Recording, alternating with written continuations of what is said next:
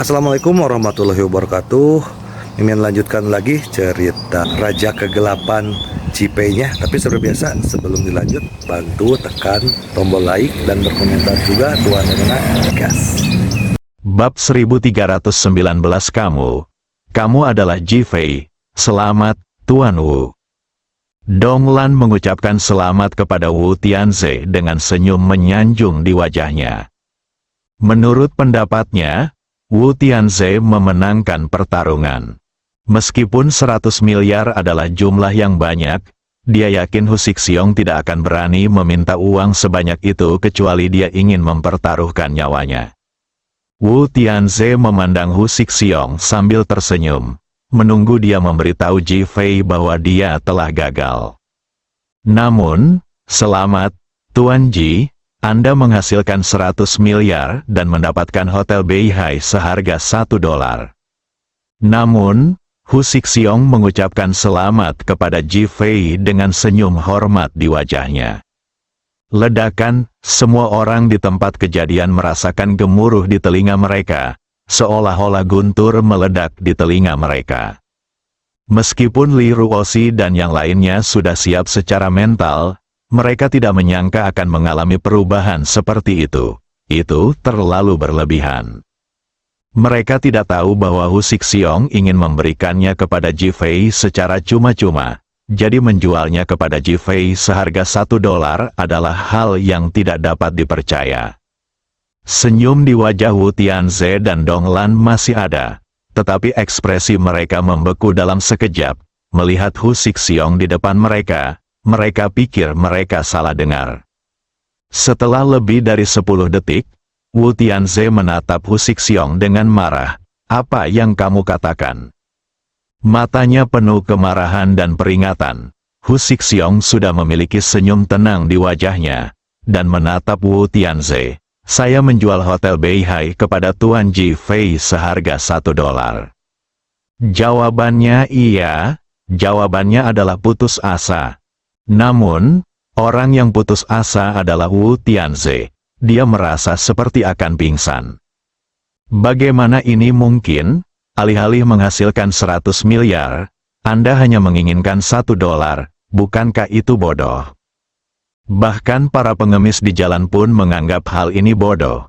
Namun Hu Sixiong justru membuat pilihan ini dan melakukan hal bodoh seperti itu. Tak dapat dipercaya dan tak terbayangkan. Apakah kamu benar-benar idiot?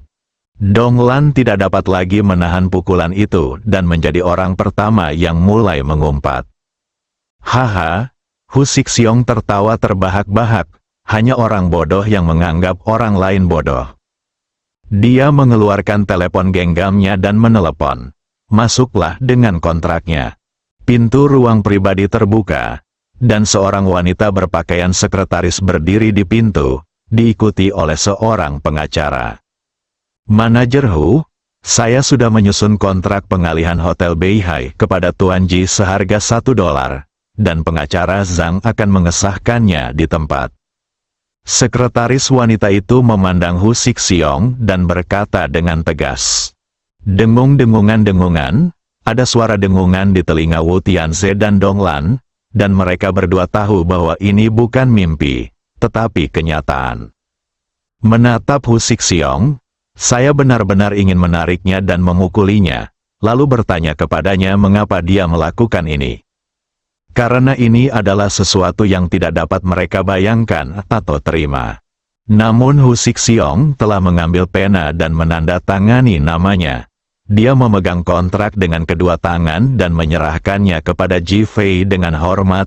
Tuan Ji, bisakah Anda menerimanya? Ada nada negosiasi, bahkan memohon. Ini brengsek. Wu Tianze merasa seperti hendak muntah darah. Dijual seharga $1, masih saja memohon untuk menjualnya. Ji-Fei mengangkat tangannya dan meraba-raba sakunya, tetapi tidak dapat menemukan $1 pun untuk waktu yang lama. Akhirnya, dia melihat ketiga wanita itu dan berkata, siapa yang punya $1, berikan kepada manajer Wu. Setelah mengatakan itu, dia langsung membubuhkan tanda tangannya. Li Ruoxi mengeluarkan $1, Ji Fei mengambilnya dan melemparkannya ke Hu Sixiong. Ini uang untuk membeli hotel. Hu Sixiong buru-buru mengambil uang itu. Tetapi dia tidak menunjukkan ketidakpuasan atau kemarahan. Sebaliknya, dia sangat senang. Terima kasih, Tuan Ji, terima kasih, Tuan Ji. Itu seperti hadiah dari surga. Ketika Wu Tianze mendengar ucapan terima kasih yang terus-menerus itu, dia hampir pingsan. Mereka tidak hanya meminta untuk membeli, mereka juga menjualnya dengan rasa terima kasih. Mendengus, apakah kalian berdua sedang mengalami sesuatu yang mencurigakan? Wu Tianze berkata dengan marah. Hu Sixiong tidak mengatakan apa-apa, tetapi menatap Ji Fei. Dia tahu bahwa dia telah selesai memainkan peran sebagai aktor pendukung. Namun, dia membenci Wu Tianze dari lubuk hatinya. Dia benar-benar idiot. Apakah dia bahkan tidak melihat siapa Ji Fei? Dia sangat senang dan ingin memberikannya secara gratis, tetapi Ji Fei menolaknya. Meskipun sekarang tidak gratis, setidaknya diberikan secara cuma-cuma. Dia tahu bahwa mulai sekarang, dia adalah bagian dari Long Tang, dan perkembangan Hotel Beihai di masa depan akan melampaui imajinasinya. Ji Fei tidak akan membiarkan kerugiannya sia-sia. Karena Ji Fei bukan orang yang serakah, adapun Wu Tianze, bahkan jika benar-benar dijual kepadanya seharga 100 miliar dan 1 yuan, dia khawatir dia akan memiliki kehidupan untuk mendapatkan uang tetapi tidak memiliki kehidupan untuk menghabiskannya. Wu Tianze adalah seorang penjahat dan tidak dapat dibandingkan dengan seorang pria seperti Ji Fei. Apa triknya? Bisakah kamu menjelaskannya kepadaku?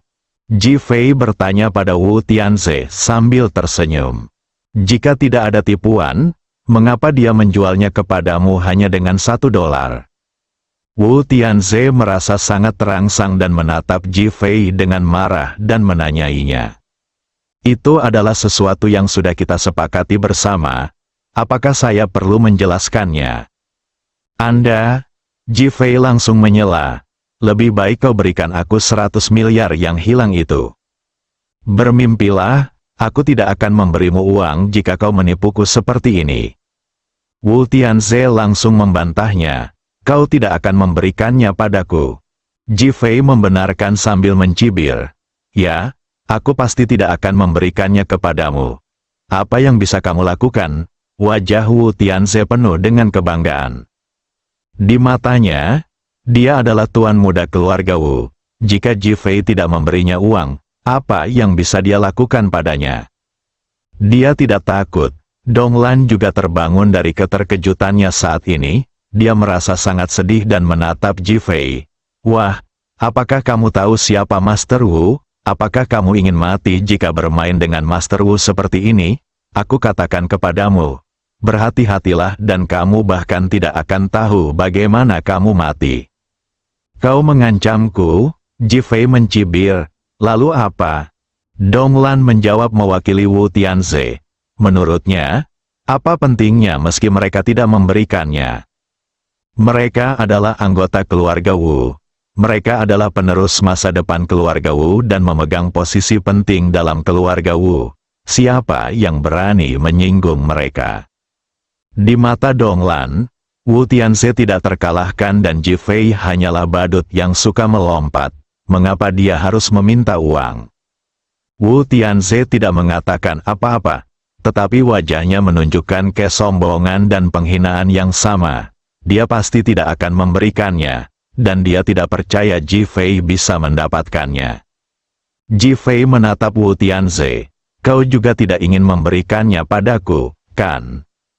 Wu Tianze mencibir dan tidak menjawab, tetapi dia sudah menjelaskan bahwa dia tidak akan memberikannya.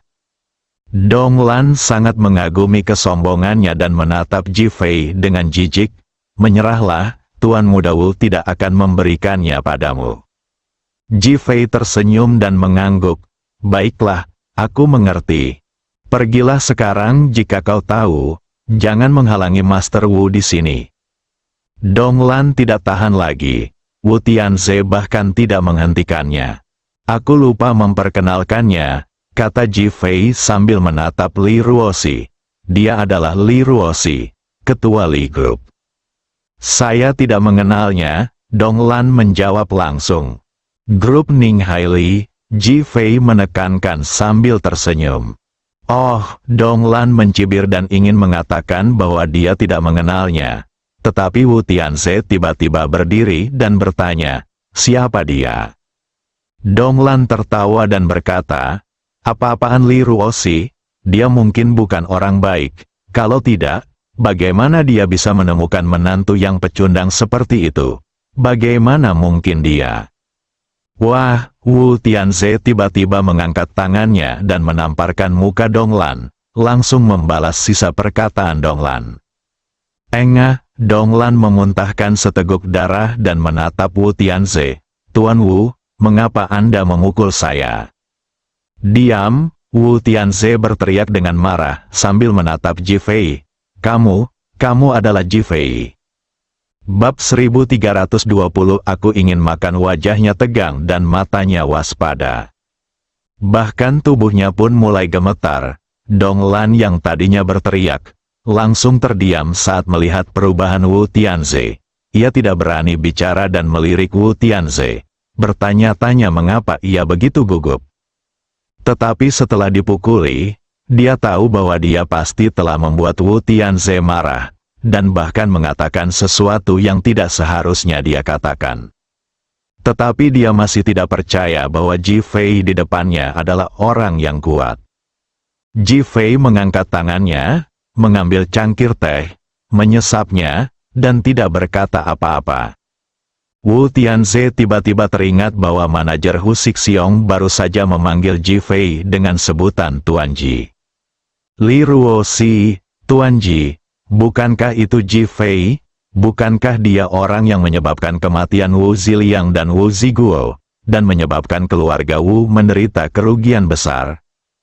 Dia adalah mimpi buruk keluarga Wu, memikirkan kengerian Ji Fei dan semua yang telah dibawanya kepada keluarga Wu. Dia merasakan seluruh tubuhnya gemetar, bahkan dipenuhi rasa takut.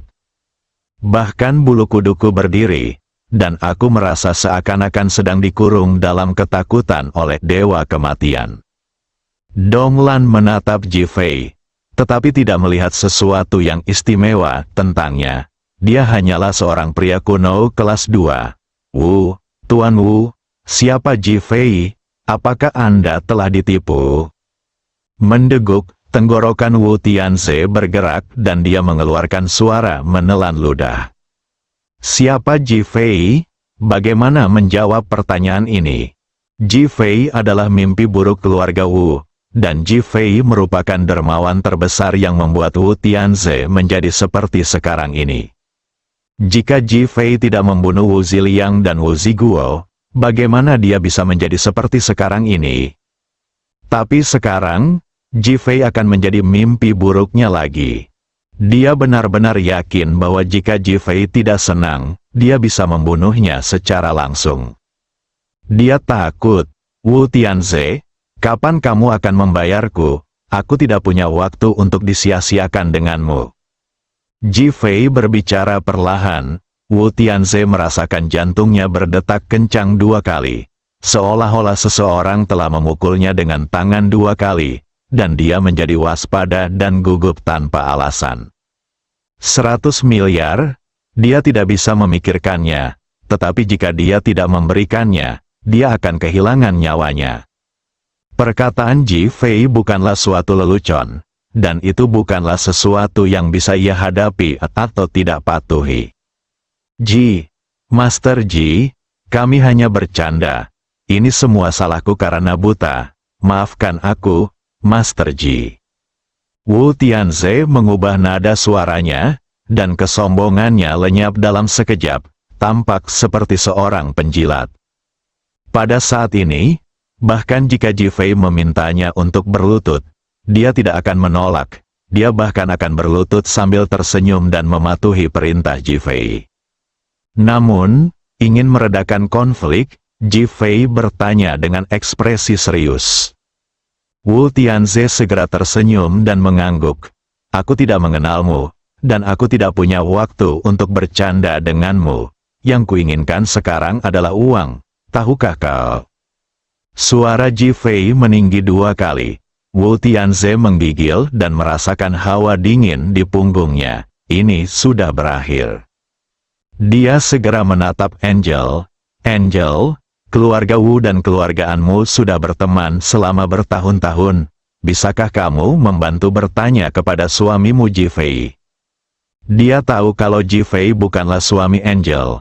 Namun demi meredakan konflik, dia malah tanpa malu-malu mengatakan kalau dia adalah suami Angel. Sekarang, bahkan jika dia dipukuli sampai mati, dia tidak akan pernah berani memikirkan Angel lagi. Wajah Angel memerah. Dia bukan istri Ji Fei yang sebenarnya, dia hanya berpura-pura. Tetapi saya tidak menyangka Wu Tianze akan mengatakannya secara terus terang. Saya merasa sangat malu dan marah. Tidak ada gunanya, hari ini, 100 miliar ditempatkan di sini, atau hidupmu ditempatkan di sini. Perkataan Ji Fei bagaikan seember air dingin, membuat Wu Tianze benar-benar putus asa dan bahkan merasa merinding sampai ke tulang. Donglan juga takut. Kata-kata Ji Fei terlalu mendominasi dan menakutkan. Ini adalah pertama kalinya dia melihatnya. Namun, dia tetap berkata dengan cepat, ini adalah masyarakat yang diatur oleh hukum. Pembunuhan adalah pelanggaran hukum. Apakah itu melanggar hukum? Apakah Anda bertanya kepada Wu Tianze apakah itu melanggar hukum? Ji Fei bertanya balik sambil tersenyum. Donglan segera menatap Wu Tianze. Katakan padanya bahwa membunuh itu melanggar hukum, dan kau tidak boleh membunuh kami, kan? Diam kau, dasar jalang, teriak Wu Tianze dengan kasar. Wu Ziliang dan Wu Ziguo sudah meninggal, dan tidak ada yang mengatakan itu ilegal. Sekarang mengatakan itu ilegal kepada Ji Fei. Bukankah itu bodoh? Tuan Ji, saya akan menghubungi keluarga sekarang untuk membahas masalah uang. Wu Tianze tahu bahwa dia tidak dapat menyelesaikan masalah ini sendirian dan hanya bisa mengandalkan kekuatan keluarganya. Ji Fei tidak mengatakan apa-apa, tetapi mengambil tehnya. Kami ingin makan. Ketika Wu Tianze mendengar tentang makan malam itu, raut wajahnya tampak getir. Bukankah ini hanya gangguan yang disebabkan oleh dirinya yang mentraktir orang lain makan malam untuk pamer? Bagaimana supaya aku punya mood makan sekarang? Tentu saja, dia juga tahu bahwa bahkan jika dia ingin makan, dia tidak akan berani duduk di sini dan makan. Saya akan keluar untuk menelepon. Setelah berkata demikian, dia langsung berdiri dan keluar untuk menelepon. Donglan duduk di sana, merasa tercengang dan bingung, tidak tahu harus berbuat apa. Kita mau makan, semua personel yang tidak relevan, silakan pergi. Ji Fei melirik Donglan. Donglan merasa malu, tetapi sebagai seorang aktris, dia sangat pandai menyesuaikan diri dan dengan cepat tersenyum. Bukankah kita baru saja sepakat untuk makan malam bersama? Aku di sini untuk makan malam dengan Tuan Ji. Kesombongan di wajahnya lenyap, menampakkan kegugupan dan ketakutan, dan dia bahkan mencoba merayu Ji Fei. Ji Fei mengerutkan kening dan hendak marah. Wu Tianze berlari masuk sambil tersenyum dan memegang ponsel di tangannya. Tuan Ji, ayahku Wu Chengjun punya sesuatu untuk disampaikan kepadamu. Dia menyerahkan telepon itu dengan hormat kepada Ji Fei. Dia baru saja menelepon Wu Chengjun dan langsung menerima rentetan kutukan dan hinaan, yang membuatnya ketakutan setengah mati. Namun untungnya, Wu Chengjun mengambil inisiatif untuk berkomunikasi dengan Ji Fei, memberinya harapan. Donglan segera duduk tegak dan menajamkan telinganya, ingin mendengar bagaimana Wu Chengjun berbicara kepada Ji Fei. Di matanya, Wu Chengjun, sebagai patriark keluarga Wu, adalah orang yang dapat membuat banyak orang gemetar, bahkan kursi di bawah pantat mereka, hanya dengan satu kata darinya. Sekalipun Ji Fei sangat kuat, dia tetap harus berhati-hati, bahkan takut. Dia merasa Ji Fei tidak akan berani meminta uang lagi setelah kejadian ini. Ji Fei tidak menjawab telepon, jadi Wu Tianze tidak punya pilihan selain menggunakan speakerphone dan berkata ke ujung telepon, "Ayah, aku menggunakan speakerphone." Wajah Wu Chengjun sehitam awan bulan Juni, tetapi dia masih bisa tersenyum dan berkata, "Tuan Ji, saya minta maaf karena anak saya kurang ajar hari ini dan berkonflik dengan Anda." Sopan, sama-sama. Dia khawatir satu-satunya anak yang tersisa dari keluarga Wu akan dibunuh oleh Ji Fei. Hal ini membuat Donglan merasa seperti sedang bermimpi. 100 miliar, Ji Fei berkata langsung, "Haha." Wu Chengjun tertawa, "Tuan Ji, ini hanya taruhan antar anak-anak, jangan dianggap serius, Anda tahu." 110 miliar, Ji Fei langsung meningkatkannya sebesar 10 miliar. Mendesis, Wu Chengjun dan Wu Tianze menghirup udara dingin secara bersamaan. Terutama Wu Chengjun yang mengira dia bisa menertawakannya saja, tapi dia tidak menyangka Ji Fei akan begitu bertekad. Senyumnya memudar, "Tuan Ji, apakah tidak ada ruang untuk negosiasi dalam masalah ini?" 120 miliar, Ji Fei menambahkan 10 miliar lagi. Wu Tianze dan Donglan yang ada di tempat kejadian tercengang. Wu Chengjun di ujung lain juga tercengang. Ji Fei tidak sopan dan nadanya seolah-olah menunjukkan bahwa mereka ada dalam genggamannya. "Saya ingin makan," Ji Fei berkata di telepon. Bersambung.